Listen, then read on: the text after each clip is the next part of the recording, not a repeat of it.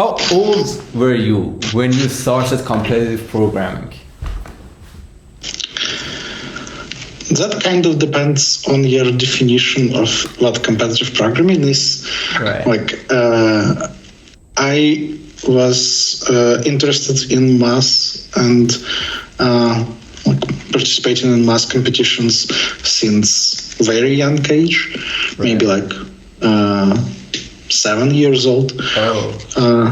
But I didn't start coding anything until 9th grade, so I was 15 probably. So you were 15 when you started competitive programming, started writing contests.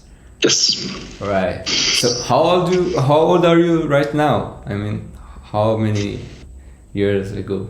27 and a half. 27 and a half. Okay, so you're 3 years older than me. You started participating in mathematics competitions in your young ages. How you started them? Were you encouraged by your family or your school, or you just started that by yourself? Well, I think I was encouraged by my family. Yeah, right. They found some teachers to have some lessons with me, but like I mostly just read books with some interesting math problems. Right. So I guess my mom, like her main help in that was buying me those books. So that's very helpful. Right. Awesome. So she bought books for you and you started to read them and you fell in love with mathematics and your journey started from there. I guess so, yeah. Awesome.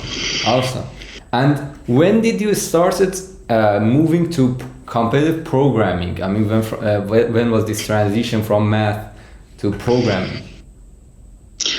I wouldn't say that like I transitioned from math to competitive programming straight away. So in Russia, school has like 11 years, right?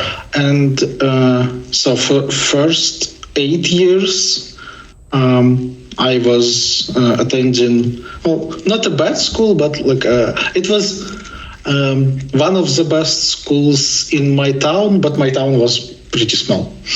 Right. And like there weren't a lot of like good teachers for my level, but after 8th grade,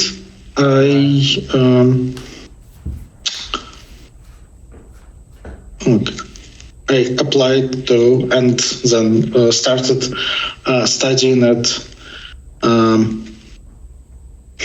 so it's called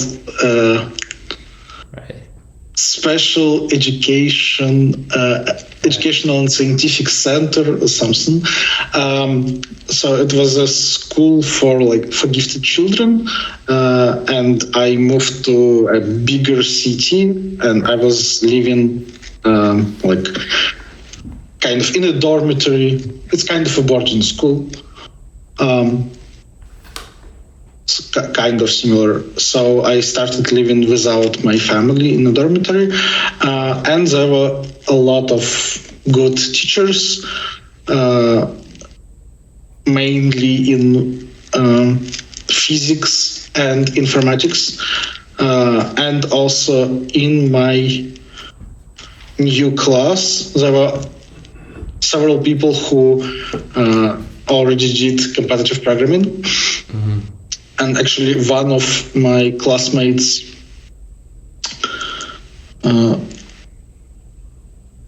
went to IOI and got a gold medal on IOI later. So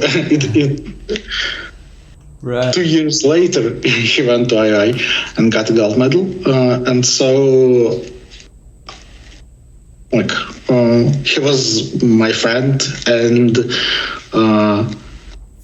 from him, I kind of started doing some kind of programming. So I got into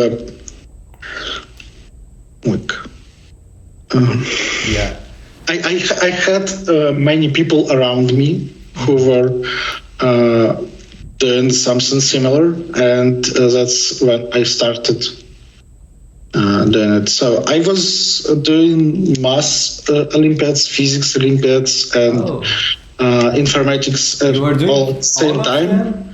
I actually I advanced, I was mostly doing physics in school.